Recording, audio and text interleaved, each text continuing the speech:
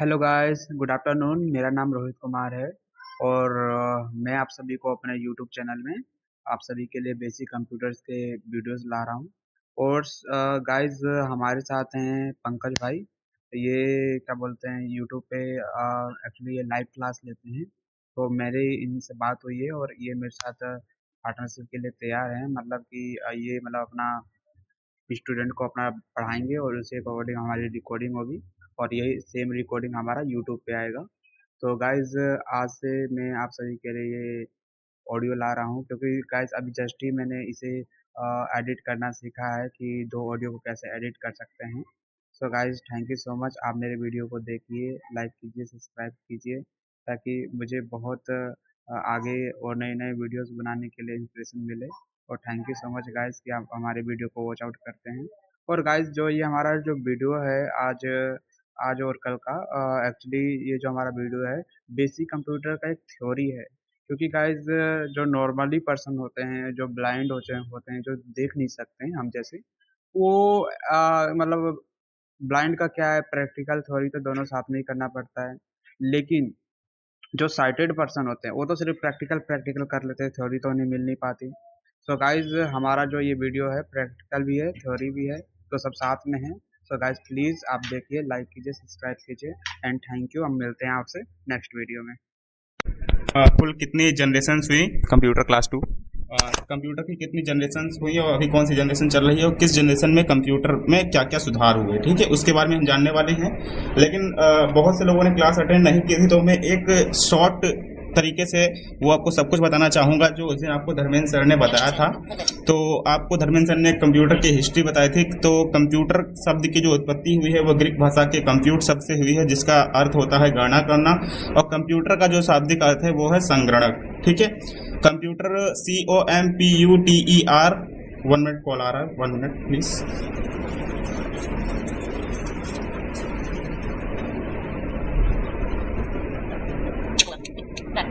हाँ, कंप्यूटर का जो फुल फॉर्म है वो है commonly use machine, particularly useful tech. 1 minute, अभी आ रही है। हाँ, कंप्यूटर का जो फुल फॉर्म है वो है commonly operating machine, particularly useful technical and educational and research, ठीक है। ये कंप्यूटर का फुल फॉर्म है। और कंप्यूटर के विभिन्न पार्ट्स के बारे में आपको सर ने बताया था, जैसे कि keyboard, mouse, printer, monitor, CPU। हाँ प्लीज बोलिए। देखिए, बीच में डिस्टर्ब करेंगे तो आप लोगों को रिकॉर्डिंग में प्रॉब्लम मिलेगी, तो प्लीज। हाँ, तो देखिए, कंप्यूटर के ये जो कुछ पार्ट्स होते हैं जिनके बारे में सर ने आपको बताया था कि जैसे कि keyboard, mouse, printer, monitor, CPU, है ना। तो ये सब कंप्यूटर के पार्ट्स होते हैं, UPS, है ना। तो इन सभी पार्ट्स को मिलाकर एक कंप्यूटर बनता है। तो जो कीबोर्ड और माउस होता है वो आपकी इनपुट डिवाइस होती है, जिनके द्वारा कंप्यूटर का निर्देश दिया जाता है। और जो CPU होता है, CPU आपको जो डेटा होता है, डेटा के रूप में हम कोई भी किसी भी डेटा को ले सकते हैं, चाहे वो ऑडियो, वीडियो, टेक्स्ट या किसी भी फॉर्मेट में हो सकता है, जो कि आपके डेटा को प्रोसेस करके और आपको आउटपुट रूप में जो परिणाम देता है वो आपके मॉनिटर पर शो करता है, जिसे हम आउटपुट परिणाम कहते हैं। और उससे जो पेपर पर परिणाम जो शो किया जाता है वो प्रिंटर के माध्यम से शो किया जाता है, तो वो हो जाता है हमारा आउटपुट परिणाम, ठीक है। तो इस तरीके से कंप्यूटर का ये कॉन्सेप्ट होता है। और सर ने आपको 2 प्रकार के प्रिंटर के बारे में बताया था, इम्पैक्ट और नॉन इम्पैक्ट प्रिंटर साथ बताए थे आपको, जो कि इंक वाला होता है एक, और एक होता है विदाउट इंक वाला साइड, ठीक है। तो उसके बारे में भी आपको बताया था कि ये दोनों में अंतर क्या होता है, ये भी आपको बताया था। और आपको प्राइमरी मेमोरी और सेकेंडरी मेमोरी के बारे में भी बताया था सर ने, ठीक है। कि प्राइमरी मेमोरी जो कि जो कंप्यूटर के इंटरनल में होती है वो प्राइमरी मेमोरी होती है, जो हम अलग से यूज़ करते हैं वो सेकेंडरी मेमोरी होती है, ठीक है। तो इन सब बातों पे डिस्कस हुआ था। वैसे आपको रिकॉर्डिंग मैंने सेंड कर दी थी, तो उम्मीद आता है कि आप लोगों ने सुन ली होगी। तो जिन लोगों ने सुन ली होगी उनको थोड़ा बहुत क्लियर हो गया होगा। लेकिन जो आज का हमारा जो कॉन्सेप्ट है वो हम लेकर के चलेंगे कंप्यूटर की जनरेशन के बारे में, ठीक है। तो आपको बता दूं कि कंप्यूटर की अभी तक की जो जनरेशन हुई हैं वो अभी हमारी 5th जनरेशन चल रही है, ठीक है। तो सबसे पहले जो कंप्यूटर की फर्स्ट जनरेशन आई थी उसमें कंप्यूटर काफ़ी बड़े बड़े आकार के थे और काफ़ी मतलब हाई लेवल के कंप्यूटर हुआ करते थे उस टाइम पे। तो जो हमारी फर्स्ट जनरेशन थी उसका जो कंप्यूटर था उसका जो नाम था वो आइकॉनिक था, ठीक है। तो फर्स्ट जनरेशन का जो टाइम पीरियड था वो था 1946 से और 1959 तक, ठीक है। तो एनिएक्ट नाम था उसका, सॉरी एनिएक्ट, ठीक है। जो कंप्यूटर था उसका नाम एनिएक्ट था और ये डेवलप किया गया था 1946। इसका जो टाइम पीरियड था वो था 1946 से और 1959। तो आपको ये चीज़ ध्यान में रखनी है, ये आपसे एग्जाम में भी पूछा जा सकता है कि जो टाइम पीरियड था वो क्या था। तो ये था 1946 और 1959, ठीक है। और मैं आपको बता रहा हूँ, एक मिनट, है ना। यहाँ पे जो आपका यूज़ किया गया था, जो कोर एलिमेंट होता है, यानी कि कोर एलिमेंट एक प्रकार की टेक्नोलॉजी होती है, तो इसमें वैक्यूम ट्यूब को लिया गया था, ठीक है। वैक्यूम ट्यूब को कोर एलिमेंट के रूप में यूज़ किया गया था। ये एक प्रकार की टेक्नोलॉजी होती है जो कि कंप्यूटर में वर्क करती है, ठीक है। और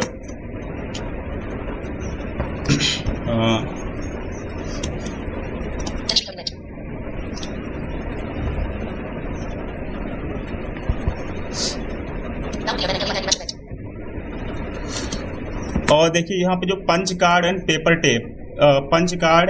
टेप जो आजकल के टाइम में हमारी रैम रोम होती है ना, वो punch card and paper tape यहाँ पे स्टोरेज के लिए यूज़ किया जाता था, जो कि लिमिटेड होता था। इसकी मतलब लिमिटेशन होती थी, इस पर हम अनलिमिटेड कार्य नहीं कर सकते थे, ठीक है। तो पेपर टेप का है पंच कार्ड और पेपर टेप आपको याद रखना है, ठीक है। और यहाँ पे जो है जो ये कंप्यूटर था ये आपको जो है स्लो, बहुत इनपुट आउटपुट इसका बहुत ही स्लो था, क्योंकि बहुत स्लो वर्क करता था, क्योंकि काफ़ी बड़े आकार का था तो बहुत ही स्लो वर्क करता था, ठीक है। और ये पोर्टेबल नहीं था, जैसा कि आपको पता है कि ये कमरे के आकार का होता था, ठीक है। तो काफ़ी बड़े बड़े आकार के कंप्यूटर होते थे, तो ये पोर्टेबल भी नहीं थे। एक रूम से भी ज़्यादा बड़ा होता था कंप्यूटर, ठीक है। और ये जो कंज्यूम करता था इलेक्ट्रिसिटी को, यानी कि बहुत ज़्यादा बिजली की खपत करता था, क्योंकि जब आप सोच सकते हैं कि अगर एक कमरे के बराबर कोई भी चीज़ हो तो कितने ज़्यादा इलेक्ट्रिसिटी को जो है कंज्यूम करेगा, ठीक है।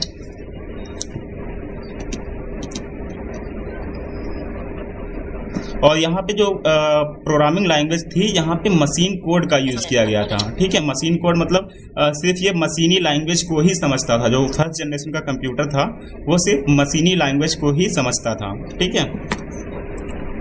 और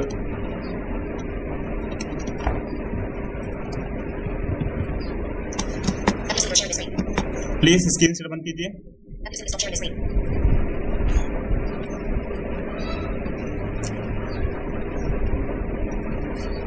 तो ये देखिए कुछ जो पॉइंट्स थे जो मैंने आपको फर्स्ट जनरेशन में क्लियर किए, ठीक है। इतने ही पॉइंट्स थे जो कि मैंने आपको बताया, क्योंकि इतने मुझे याद आ रहे थे एक्चुअली में, क्योंकि अचानक से जब पढ़ाना पड़ता है, मेरा फर्स्ट टाइम का एक्सपीरियंस है, तो थोड़ा सा नर्वस हो रहा हूँ मैं, ठीक है। तो ये चीज़ है। बाकी आप लोगों को समझ में ना आया हो तो आप लोग पूछ सकते हैं, लेकिन अभी थोड़ा सा रुक जाइएगा, मैं सेकंड जनरेशन भी आपसे डिस्कस करूंगा, ठीक है। तो सेकंड जनरेशन हम लेकर के चलते हैं। फर्स्ट जनरेशन में इतने ही पॉइंट्स थे, आपको याद रखना, समय याद रखना है। वैक्यूम ट्यूब का उपयोग किया गया था। समय आपका 1946 से 1959 तक था, ठीक है। पंच स्टोरेज का जो है यूज़ किया गया था, पंच स्टोरेज एंड पेपर टेप का यूज़ किया गया था स्टोरेज के लिए, ठीक है, जो कि लिमिटेड था और ये काफ़ी बड़े आकार में थे, ठीक है। क्वेश्चन है, हाँ ये बताइए। आपने बताया कि उस टाइम के जो कंप्यूटर होते थे वो मतलब एक कमरे के आकार के होते थे और वो बहुत सारा इलेक्ट्रिसिटी मतलब कंज्यूम करते थे। तो सर मेरा क्वेश्चन ये है कि मतलब उस टाइम पे सर फिर जलने वगैरह का डर नहीं रहता था, मतलब ज़्यादा इलेक्ट्रिसिटी कंज्यूम करते? देखिए, अब कोई भी चीज़ बनाई जाती है तो वो इसी हिसाब से बनाई जाती है ना, कि मतलब वहाँ पे भी कुछ ना कुछ ऐसी टेक्नोलॉजी विकसित की होगी उन्होंने कि इसमें कुछ ना कुछ ऐसा सिस्टम दिया होगा कि जलने का तो डर नहीं रहा होगा, लेकिन ये है कि थोड़ा बहुत तो धोखा रहता ही है, लेकिन इतना ज़्यादा नहीं। सर फिर उस टाइम के वैसे कंप्यूटर किस हिसाब से मतलब बने होते थे, जैसे बड़े बड़े से? अब जैसे मैं आपको कैसे समझाऊँ, एक्चुअली मैं विजुअली इम्पेयर्ड के लिए समझाना थोड़ा मुश्किल होता है। अब ये मान लीजिए कि एक कमरे के बराबर जितना था, तो उसकी जो उसका प्रोसेसर वगैरह, जो जैसे आज के टाइम में जो सीपीयू हमारा होता है बहुत छोटे उसमें आने लगा है, ठीक है।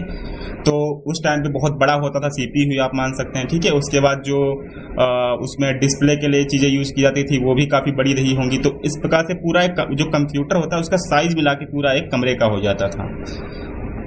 इतना बड़ा कमरा भी नहीं, लेकिन उसको कमरे का नाम दिया गया है।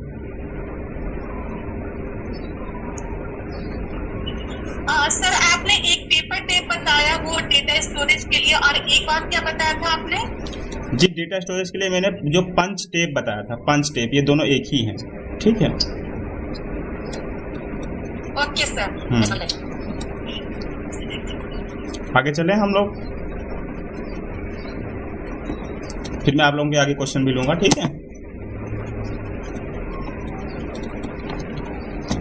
तो हमारा जो सेकेंड जनरेशन था, सेकेंड जनरेशन के जो कंप्यूटर का नाम था वो IBM 700 था। ध्यान रखिएगा, सेकेंड जनरेशन के जो कंप्यूटर का नाम था वो IBM 700 था, ठीक है। और यहाँ पे जो कोर एलिमेंट के रूप में यूज़ किया गया था तो वो था ट्रांजिस्टर, ठीक है। जो ट्रांजिस्टर था वो कोर एलिमेंट के रूप में यूज़ किया था। जैसे उसमें हमने वैक्यूम ट्यूब को यूज़ किया था फर्स्ट जनरेशन में, ठीक है, कोर एलिमेंट के रूप में। यहाँ पे ट्रांजिस्टर को प्लीज़ म्यूट कीजिए। यहाँ पे जो है ट्रांजिस्टर को यूज़ किया गया था, ठीक है। प्लीज़ म्यूट कीजिए। देखिए, आप लोग माहौल ख़राब करते हैं क्लास के।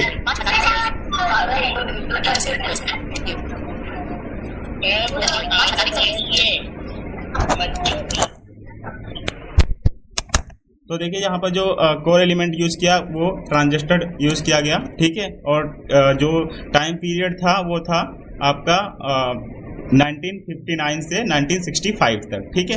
तो जब एक का टाइम पीरियड खत्म हो रहा है तभी दूसरे का स्टार्ट हो रहा है। और एक चीज़ ध्यान में रखिएगा कि जो चीज़ पिछले कंप्यूटर में थी, केवल साइज को आप छोड़ दीजिएगा, ठीक है। बाकी लगभग चीज़ें जो थी वो आगे बढ़ती गई, ठीक है, पिछली चीज़ों को मिला करके, ठीक है। और टेप एंड मैग्नेटिक डिस्क, ये है टेप एंड मैग्नेटिक डिस्क, ये जो है स्टोरेज के रूप में प्रयोग किया गया था, ठीक है।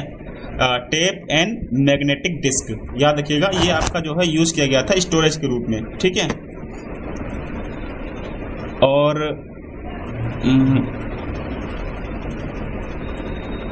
यहाँ पे पोर्टेरल नाम की जो लैंग्वेज होती है, जो कि आज हम लोग जावा वगैरह यूज़ करते हैं, तो वहाँ पे पोर्टेरल नाम की जो लैंग्वेज थी वो सेकेंड जनरेशन में यूज़ की गई थी, ठीक है। पोर्टेरल नाम की लैंग्वेज, ठीक है, जो कि सेकेंड जनरेशन में लैंग्वेज यूज़ की जाती थी, ठीक है। और यहाँ पे जो है जो ये कंप्यूटर था ये थोड़ा सा कम पावर लेता था। हालांकि जो हमारा फर्स्ट जनरेशन का जो कंप्यूटर था वो बहुत ज़्यादा पावर लेता था, और लेकिन ये हमारा जो है कम पावर कंज्यूम करता था जो कंप्यूटर था हमारा, ठीक है। और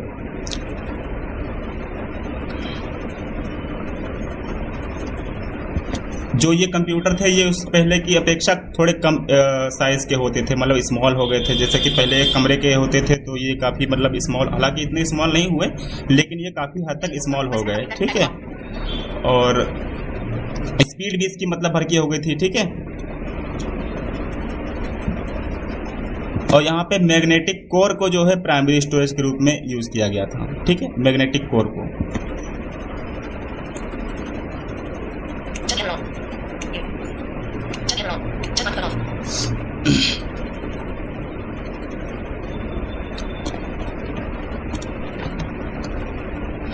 अब देखिए यहाँ पे आपका सेकेंड जनरेशन जो है वो कंप्लीट होता है, ठीक है।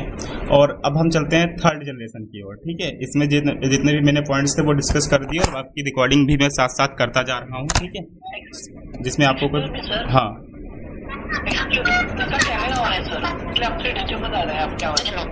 मेरा कैमरा ऑन है। का और किसी और का स्टूडेंट का आया होना क्या मेरे? अच्छा एक मिनट भाई, देखिए अपना बंद कर लीजिए प्लीज। आप लोग आज बहुत डिस्टर्ब कर रहे हैं, ये गलत चीज है।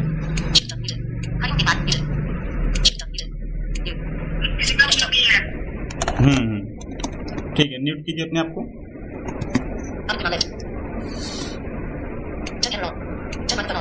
जब मैं म्यूट करके देती हूँ फिर अनम्यूट हो जाते हैं कुछ लोग, और मैं एक दो को रिमूव भी करती हूँ फिर भी ऐसे भी हो रहा है। कोई बात नहीं, कोई बात नहीं। मैं फिर रिमूव करके जाऊँगी बिना सोचे समझे। कोई बात नहीं, कोई बात नहीं। तो हम चलते हैं थर्ड जनरेशन पे।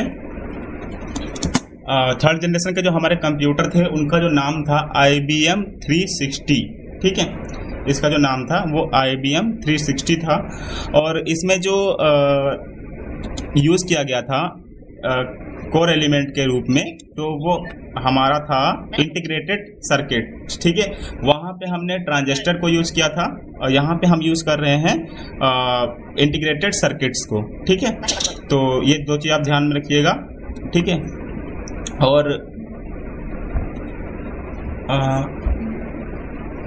Hello sir. हाँ, सेकंड जनरेशन का नाम क्या था? IBM 700। जी ओके। हाँ ठीक है। तो थर्ड जनरेशन में जो हमारा थर्ड जनरेशन में जो हमारा जो टाइम पीरियड था, अब हम टाइम पीरियड की बात करते हैं। तो इसका जो टाइम पीरियड था वो 1965 से 1971 तक था, ठीक है। यानी कि 1965 से 1971 तक जो हमारा टाइम पीरियड था। और आपको बता दूं, जो आपने ब्लैक एंड वाइट टीवी देखा होगा, ठीक है। तो ब्लैक एंड वाइट टीवी की तरह का जो कंप्यूटर हमारा बनना स्टार्ट हुआ था वो थर्ड जनरेशन से ही स्टार्ट हुआ था, ठीक है। तो जो हमने कोर एलिमेंट के रूप में देखा वो यहाँ पे इंटीग्रेटेड सर्किट्स था, जो कि हमारा फर्स्ट जनरेशन में हमारा जो था, फर्स्ट जनरेशन में हमारा था, 1 मिनट में भूल रहा हूँ थोड़ा सा, हाँ, वैक्यूम ट्यूब। और सेकंड जनरेशन में हमारा ट्रांजिस्टर, और थर्ड जनरेशन में हमारा इंटीग्रेटेड सर्किट्स, ठीक है। तो ये 3 हमारे हो गए, और टाइम पीरियड की भी हमने बात कर ली।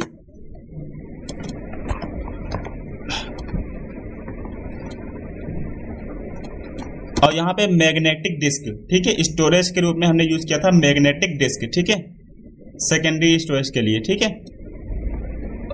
यहाँ से ही आपका डेवलपमेंट ऑफ मिनी कंप्यूटर्स, यानी कि जो आपके मिनी कंप्यूटर्स थे उनका जो डेवलप होना स्टार्ट हुआ था वो आपका थर्ड जनरेशन से ही प्रारंभ हो गया था, ठीक है। यानी कि अगर आपसे कोई पूछ ले कि अगर आपसे कई बार मल्टीपल चॉइस में क्वेश्चन आ जाता है कि जो मिनी कंप्यूटर का आविष्कार हुआ था वो कब किस जनरेशन से हुआ था, तो आप बता सकते हैं कि थर्ड जनरेशन से ही हमारे मिनी कंप्यूटर का आविष्कार जो हुआ था स्टार्ट हो गया था, ठीक है। क्योंकि ये पहले हाँ जी, IBM का कुछ फुल फॉर्म वगैरह होता है? हाँ, IBM का मैं फुल फॉर्म आपको बताऊंगा, ठीक है। अभी फिलहाल जो मैं पढ़ रहा हूँ वो शॉर्ट में ही पढ़ रहा हूँ, ठीक है। मैं आपको फुल फॉर्म भी दे दूंगा, ठीक है।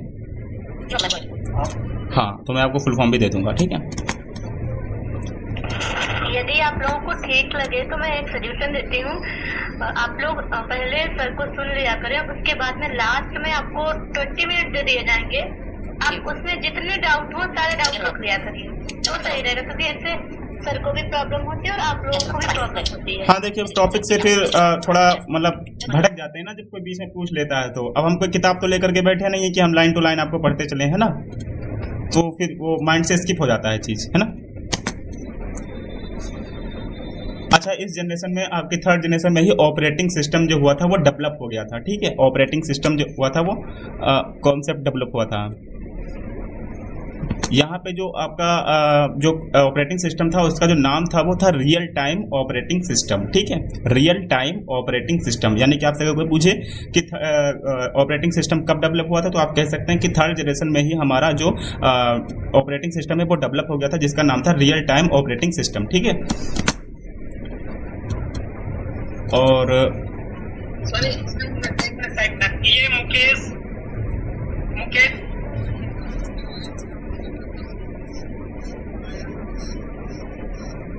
कॉल क्यों करते हैं भाई? मेरा है तो क्या कैमरा बंद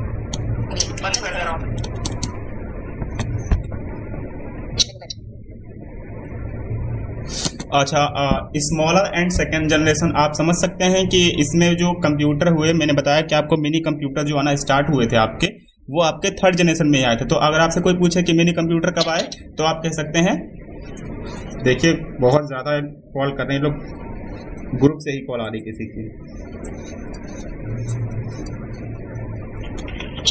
कुछ लोगों को मैं एंट्री नहीं दे रही हूँ ना। अभी मैं ये बात ग्रुप में बोल दूंगा, ठीक है? आप नहीं, मैं खुद बोलूंगी आज जाके। देख लो है, 1 मिनट उठना है, मैं अभी आता हूँ।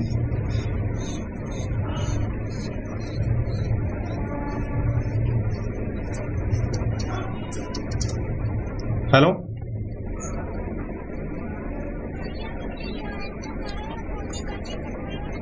देखिए अपना मुंह बंद कीजिए आप, ठीक है? पहली बात तो आप ये बात मुझे समझ में पढ़ा रहा हूँ, वहाँ पे आप डिस्टर्ब कर रही हैं, ठीक है? ठीक है। अब उनको एंट्री नहीं मिल रही तो कॉल कर रहे हैं।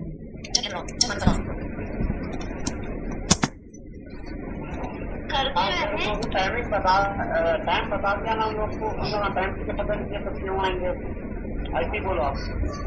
अच्छा, और जो आपका जो थर्ड जनरेशन था, जो इसकी जो मेमोरी थी उसकी कैपेसिटी को बढ़ा दिया गया, ठीक है? पहले क्या थी, लेकिन अब हमारे पास जो कैपेसिटी थी वो कुछ हद तक बढ़ गई थी, जिससे हम अपने लिमिटेड की जगह अनलिमिटेड कार्य भी कर सकते थे। मतलब कहने का मतलब पूरी तरीके से अनलिमिटेड नहीं, लेकिन हाँ फिर भी हम अपने कार्य कर सकते थे बहुत हद तक, ठीक है?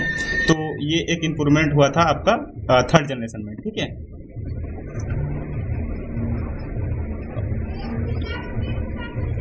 अब हम देखिए हमारा जो सेकेंड जनरेशन था, इसके मैंने जो भी देखिए, मैं पूरा डिटेल में नहीं लेकर के चल रहा हूँ क्योंकि मुझे याद नहीं आ रही बहुत सारी चीज़ें। ऐसा होता है जब हम पढ़ाने कोई चीज़ बैठते हैं तो चीज़ें नर्वस हो जाती हैं। तो अब हम 4th पॉइंट पर लेकर, लेकिन हाँ जो भी आपके जो बेसिक से पॉइंट हैं वो मैंने यहाँ पे आपको डिस्कस कर दिए, जो आपको जानना चाहिए, ठीक है? जो कि आपके एग्जाम में भी आ सकते हैं, तो आप इजीली कर सकते हैं, आप कंप्यूटर से रिलेटेड कोई भी एग्जाम देते हैं तो, ठीक है? तो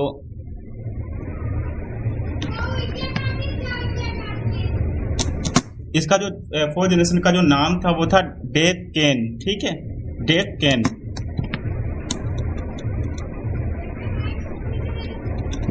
डेक्कन स्टार 1000, ठीक है? डेक्कन स्टार 1000, ध्यान रखिएगा नाम, डेक्कन स्टार 1000, ठीक है?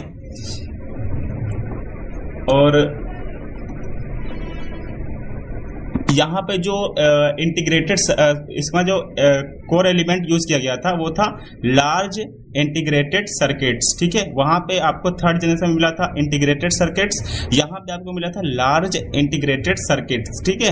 और यहाँ पे आपको एक और मिला था वेरी लार्ज इंटीग्रेटेड सर्किट्स, ठीक है? ये भी आपका एक कोर एलिमेंट है। कोर एलिमेंट एक प्रकार की टेक्नोलॉजी होती है, ठीक है? जो कि कंप्यूटर में वर्क करती है, ठीक है? तो इसके बारे में जब आप 5th जनरेशन में आएंगे तब आपको ये चीज़ समझ में आ जाएगी, ठीक है? तो वेरी लार्ज, हाँ वेरी लार्ज, ठीक है?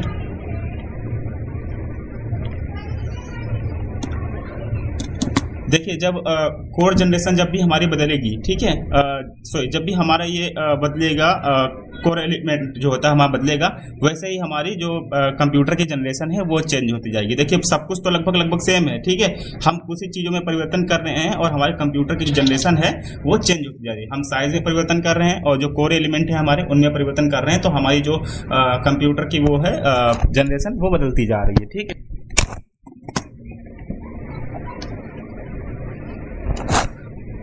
अच्छा, अब इसका हम टाइम पीरियड की बात करेंगे तो इसका जो टाइम पीरियड था हमने डिस्कस किया था। हाँ, इसका जो टाइम पीरियड था वो था 1971 से 1985, ठीक है? यानी कि 14 साल का इसका टाइम पीरियड रहा, ठीक है?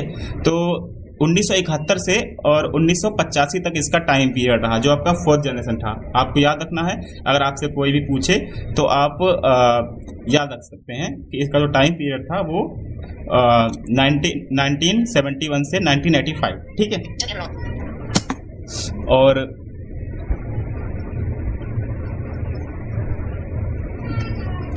यहाँ पे आपका जो प्राइमरी स्टोरेज के रूप में यूज किया गया था वो था सेमी कंडक्टर, ठीक है? सेमी कंडक्टर यूज किया गया था आपका प्राइमरी स्टोरेज के रूप में, ठीक है?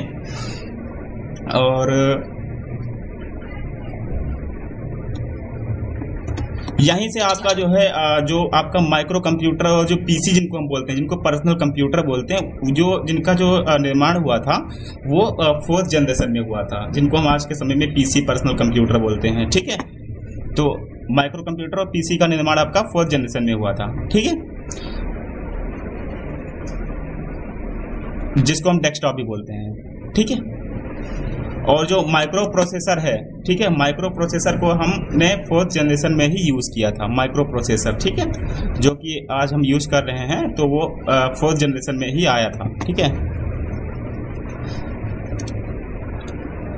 और यहाँ पे जो हाई लेवल लैंग्वेज थी वो आपकी कवर की गई थी, लाइक सी और क्या C+।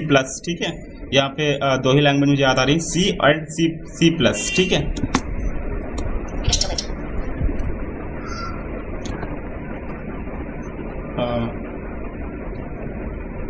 अच्छा, यहाँ पे ही आपका ये एप्लीकेशन डेवलपमेंट होना स्टार्ट हो गया था। जो एप्लीकेशंस यूज़र के द्वारा बनाए जाते थे वो डेवलपमेंट जो हमारा हुआ था वो 4th जनरेशन में ही हुआ था। ठीक है, तो जो एप्लीकेशन डेवलपमेंट का कार्य स्टार्ट हुआ वो हमारा 4th जनरेशन में स्टार्ट हुआ था। ठीक है, तो आपसे अगर कोई पूछे कि कोई भी एप्लीकेशन जब कब बनना स्टार्ट हुआ तो आप बता सकते हैं कि 4th जनरेशन में। ठीक है, और ये हमारे यहाँ पर 4th जनरेशन जो है वो कंप्लीट हुआ। अब हम चलते हैं 5th जनरेशन में।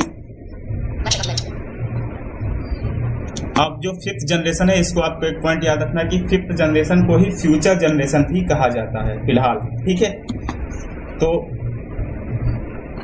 यहाँ पे जो आपका जो कंप्यूटर डेवलप हुआ, इसका जो नाम है वो डेस्कटॉप और लैपटॉप, ठीक है, इनको हम कह सकते हैं। ठीक है, तो 5th जनरेशन में हमने बात की कि ये जो है फ्यूचर जनरेशन भी इसको कहा जाता है। ठीक है, और डेस्कटॉप और लैपटॉप यहाँ के जो कंप्यूटर हैं। ठीक है, और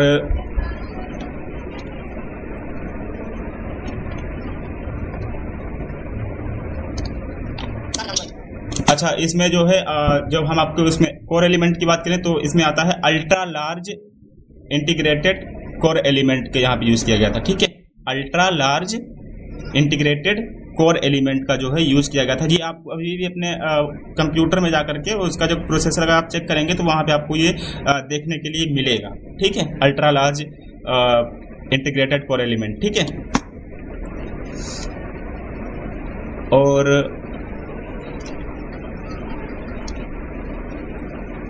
इसका जो टाइम पीरियड है, टाइम पीरियड की हम बात करें तो ये वो आपका स्टार्ट हुआ था 71 से 85 तक। तो इसका जो टाइम पीरियड था वो 85 से लेकर के अब तक है, यानी कि अब इसकी कोई जो अंतिम सीमा है वो निर्धारित नहीं की गई है। यानी कि 1985 से लेकर के और वर्तमान समय तक जो आपका चल रहा है ये आपकी 5वीं पीढ़ी चल रही है। ठीक है, तो 5वीं पीढ़ी की अभी कोई मतलब वो टाइम पीरियड नहीं आया, क्योंकि जब हमारी 6th जनरेशन आएगी तब हमारा ये टाइम भी वहाँ पे हो जाएगा, एडजस्ट हो जाएगा कि यहाँ से यहाँ तक जो है हमारी 5th जनरेशन थी, लेकिन अभी इसका कोई टाइम पीरियड नहीं है। ठीक है, तो फ्यूचर जनरेशन इसी को बोलते हैं। ठीक है, यहाँ पे हमने जो प्राइमरी स्टोरेज के रूप में रखा है वो है हमारी रैम और रोम। ठीक है, तो आप समझ सकते हैं कि रैम और रोम जो कि हम आज के डेट में यूज़ कर रहे हैं वो हमारी प्राइमरी स्टोरेज के रूप में हम इसको यूज़ कर रहे हैं। ठीक है, और यहाँ पे अगर हम बात करें कि भाषा की, तो यहाँ पे आप समझ सकते हैं कि जावा है ना, C++ और भी कई प्रकार की हाई लैंग्वेज जो होती हैं वो यहाँ पे यूज़ कर सकते हैं। ठीक है, और जो सेकेंडरी स्टोरेज के रूप में हम यूज़ कर रहे हैं वो है SSD एंड हार्ड डिस्क। ठीक है, जो हम हार्ड डिस्क अलग से लगाते हैं या और SSD लगाते हैं वो हमारी सेकेंडरी स्टोरेज के रूप में यूज़ की जाती है। ठीक है, जावा, पाइथन, C++ ये आपकी जो है लैंग्वेजेस हो गई। तो यहाँ पे हमारी जो है ये 5th जनरेशन भी पूरी होती है। ठीक है, तो इस प्रकार से ये 5th जनरेशन थी, जो कि मैंने आपको बहुत ही शॉर्ट उसमें डिस्कस की है, क्योंकि जितना मुझे याद आया उतना मैंने आपके साथ डिस्कस किया है। ठीक है, और बाकी और भी डिटेल में अगर होगा तो मैं आपको वो ग्रुप में बता दूंगा। ठीक है, क्योंकि मेरा ये फर्स्ट टाइम मेरी क्लास थी, जो कि मैं थोड़ा नर्वस था, तो दिक्कत होती पढ़ाने में, क्योंकि इससे पहले मैंने कभी टीचिंग नहीं की है।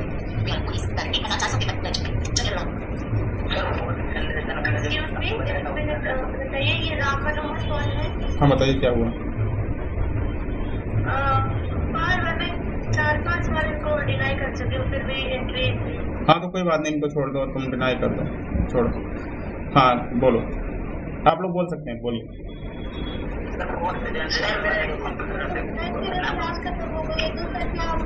हाँ हाँ लीक कर सकते हैं, लीक कर सकते हैं, बिल्कुल।